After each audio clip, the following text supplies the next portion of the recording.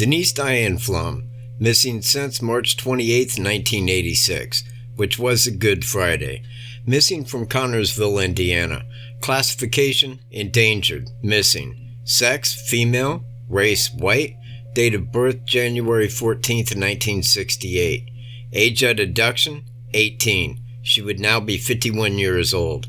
Height and weight, 5'6", 135 pounds. Clothing and jewelry description: a size medium, red Motley Crue t-shirt, size 11 blue striped jeans, old size 9 white sneakers, size 7 hip hugger panties, a size 34B beige or white bra, a gold ring with a garnet, and a silver class ring with a red setting. Distinguishing characteristics: Caucasian female, brown hair, brown eyes. Denise Pflum has pierced ears, and she wears contact lenses. On the night of Thursday, March 27, 1986, 18-year-old Denise Pflum went to a party. Now, this party was either A, in the Glenwood or Glenwood surrounding area, or more over toward Connorsville, about right here. Now, both of these places can be reached by going up County Road 650, right here, and hitting the highway, and either turning left to go to Glenwood,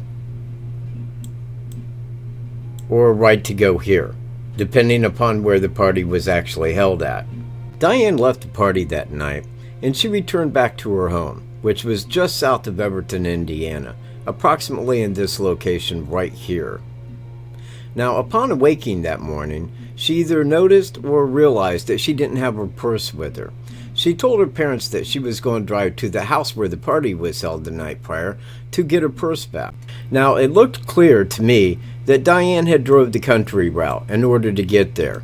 Now, she would have came up this way to Knolltown, and right here she could have went one or two directions, either following the northbound, taking Fielding Road back out here to the intersection, or continuing forward, then taking 650 west up north here to Highway 44 to make a left to go to Glenwood, or a right to go here to where the party was also stated as have been.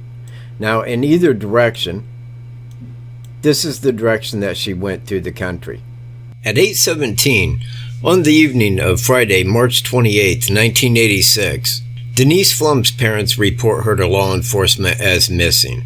She had not returned home, nor had she made it to the house where the party was held. However, on that same day, February, March 28, 1986, a farmer that was on Fielding Road, and he was headed eastbound here, he spotted a car that was parked right here alongside this wood line, and he spotted that car at sometime between 1 p.m. and 1:15 p.m. Now, upon seeing the car parked here, this farmer felt that it was mushroom hunters that was back looking through the woods for mushrooms, and he thought little more of it. However, the following day, on Saturday, March 29th, 1986, he noticed that the car was still parked there, and that's when he called law enforcement and reported it as an abandoned vehicle. That Saturday afternoon, the parents of Denise Pflum were contacted by law enforcement. They stated that the vehicle, the cream-colored 1981 Buick Regal that Denise had been driving, was located just off of 650 West Tower Road. Law enforcement as well had a forensics team go over the vehicle. They found no fingerprints, no personal effects inside. The car was locked, and there was no tracks of anyone leaving the vehicle. Now, on the morning of March 28, 1986, she had left her house at 12:30 p.m. that day. Now, she drove through the country, and here at Knolltown either went forward here, taking Fielding Road to this intersection, or she kept going this way to reach the intersection by 650 West Tower Road. In any event, she was then going north to Highway 44 to make a left to Glenwood, or a right to this area here. Now, it's a 22-minute drive from where her house was. This says 21, but I got this in Everton, not south of Everton. Now, I have it on very good authority from a person who has been deeply involved into this case for 33 years, that it is a 22 to 23 minute drive from where they lived to this intersection. Now, if this is true, then she arrived at this intersection right here, which is the corner in the intersection of Fielding Road and 650 West, Tower Road. Now, she would have arrived at this intersection at about exactly 12:52 that day.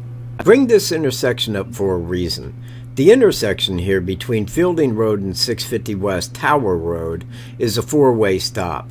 Now, in the direction that she had went, depending either if she had took Fielding Road to get to this intersection or 650 West to get to this intersection, both are the same exact amount of time.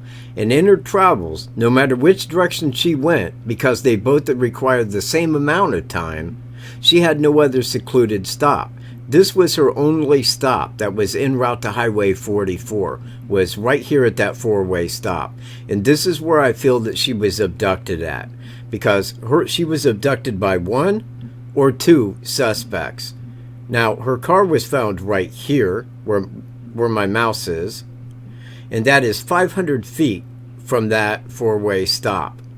500 feet from her only stop. That's why I feel right here is where she was abducted at. Now, in reaching this four-way stop, and this is where I feel she was abducted at, one of two things happened, depending on whether there was one suspect or two. Either way, she would have got to this right here at 12:52 at a minimum. Now, when she stopped, the suspect saw her. Now, he got out, probably waved her down for help, stating a vehicular emergency, like he needed gas, he needed water, or he needed a lift into town to call somebody to help him tow the vehicle, something along those lines. Now, Denise agreed upon this, I feel, and he got in her vehicle. If it was a solo suspect, he then abducted her, had her drive her vehicle down to here. They got out, he wiped it down free of his prints, and then they walked back to his vehicle. Now, in that scenario, his vehicle would have been parked here at that four-way stop for a very long time. In fact, so long, I feel that somebody would have seen it. Now, in the second scenario, if there was two people involved in her abduction, then once she stopped, they seen what she looked like. The one suspect got out and flagged her down for help. She agreed. He abducted Denise at that point, placed Denise back into the suspect's vehicle where the secondary suspect could watch over her. The first suspect drove her car back down this lane to here, while the second suspect drove their vehicle down to here, watching over Denise the whole time, while he then got out, wiped it free of prints, went back to the suspect vehicle, and they exited the area rather quickly. Now, these whole line of events would have taken 8 to 10 minutes to occur. Now, if you add that to 12:52, you would get approximately 1 o'clock to 1:02 p.m. in the afternoon by the time the suspects had left that area. Now, we know factually that the farmer that was headed east first located her vehicle sitting here between the time of 1 p.m. and 1:15 p.m. that day. That means that the suspects had just split the scene just prior to him witnessing the car here. On the afternoon of March 28, 1986, Denise Pflum left her house in her parents' cream-colored 1981 Buick Regal. Now, upon leaving, it was a 22-minute drive to this intersection of Fielding Road and 650 West Tower Road. She would arrive there at 12:52 p.m. This is where she was abducted. The time it would take for them to abduct her, be it one or two suspects, would have been 8 to 10 minutes, making the time when the suspects left at between 1 and 1:02 p.m. that day. The farmer spotted the vehicle at between 1 and 1:15 p.m. that day, right after the suspects had left the area. Now, when I draw the timing into it, to say that she got to this intersection at 12:52 and was abducted at this point, and then her car was left here with 8 to 10 minutes, that's a pretty good guesstimate. But I can say factually, without any doubt, that this was her abduction point, and this is where her car was left. There is no question in my mind that these are the facts.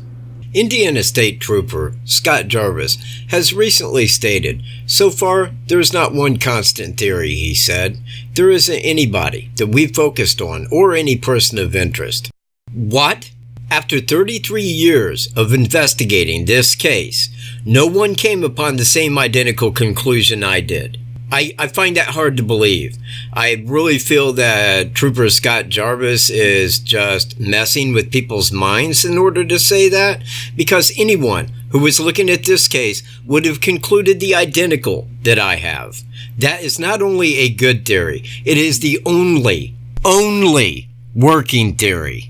And now, I would like to turn to his second sentence there about a person of interest and not having one.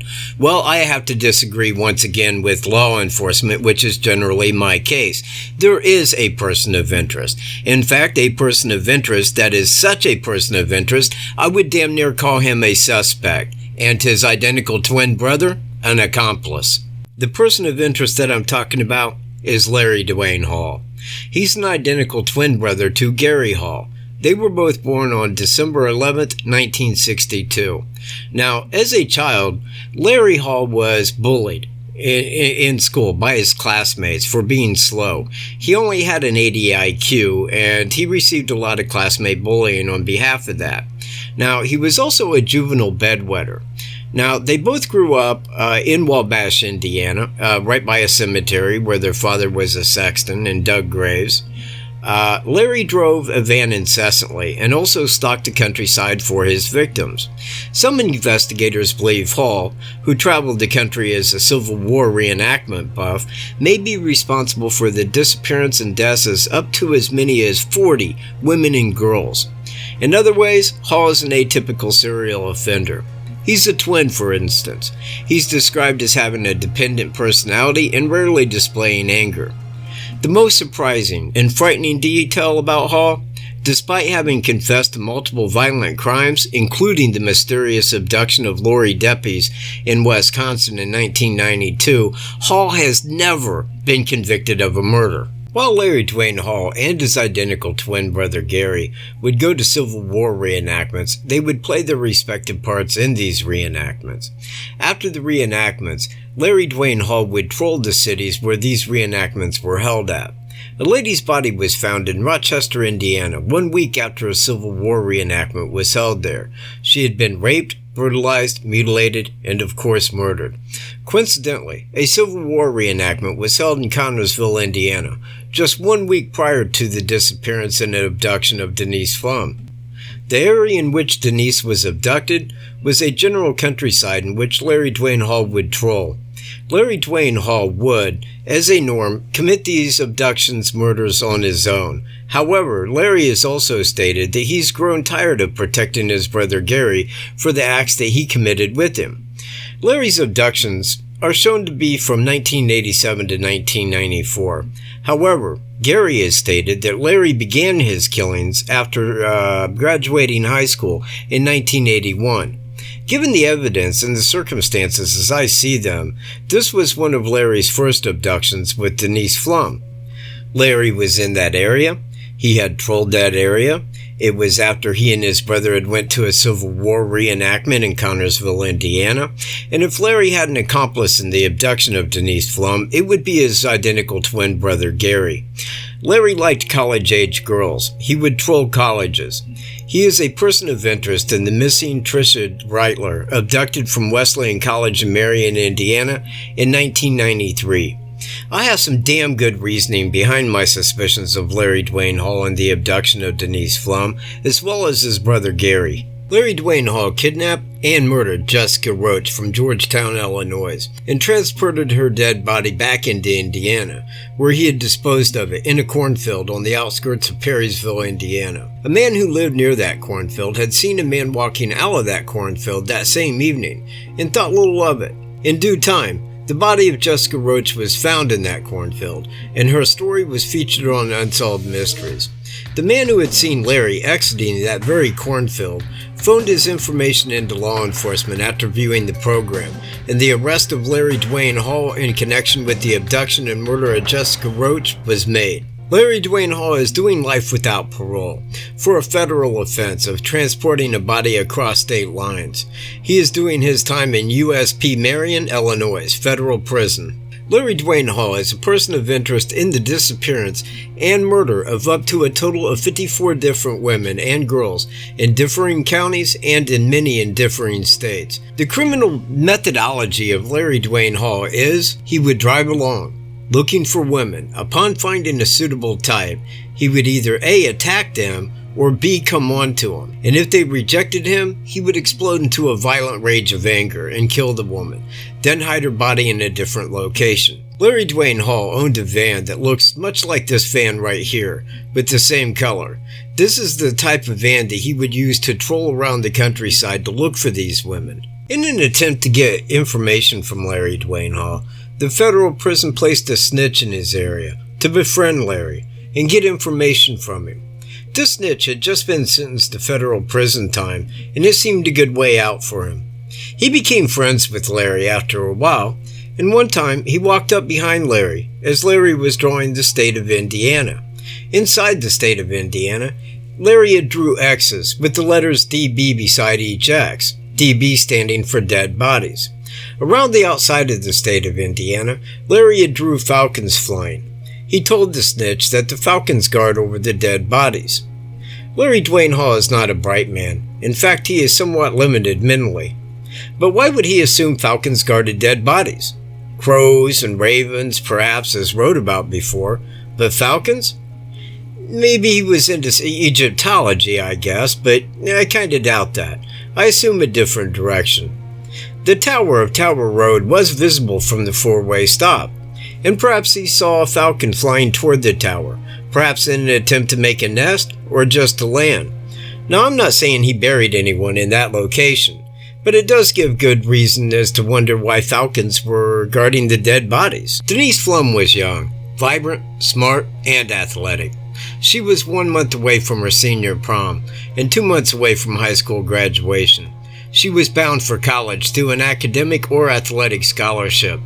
She had the world at her feet. She was free and an innocent soul, but yet taken, stolen from her family and friends. I felt so bad for her and her family when looking into this case to see how it was committed. Middle of the day, no one seen the suspect or the suspect's vehicle. 33 years later, and what does law enforcement have to say? The same old thing. No concrete theory. Yeah, right. I just gave the only workable theory that J. Edgar Hoover couldn't debunk. No person of interest? That's a line of crap. Smart Money says it was Larry Dwayne Hall. It fits his motives and his methodology. So much so that while I can't say this case is solved, like I can with the Evansdale and the Delphi murder cases, but I can't say Smart Money says Larry Dwayne Hall definitely had a hand in it. 4 days of looking this case over, and that's what I now know. The process by which this abduction was committed, and the ones most likely responsible for it. When this abduction occurred in March 28th of 1986, I was still in basic training at Fort McClellan, Alabama, to become a military policeman. Maybe I should have stuck with being an MP in life. I just don't like people telling me what to do. That destroys the part of me that's free, and I love freedom, more so than anything else. My heart goes out to the family of Denise Pflum.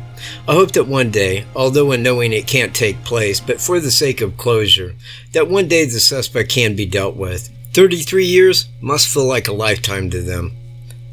On a final note, I went to Caston High School. I graduated in 1984. Caston High sits 33 miles west of Wabash, Indiana, where Gary and Larry Hall lived. But in my class were two identical twin brothers named Larry and Gary Hall. 2 years younger than the two that I made mention of in this video, but still identical twin brothers with the identical same names. One of the twins I schooled with did die some years ago, in a car accident, I believe.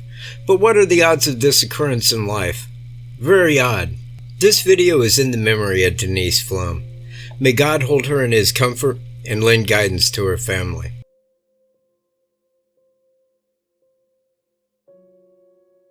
To donate to my channel, please use this PayPal link. It keeps my channel moving forward. Thanks to everyone who viewed this video. Michael J. Katt.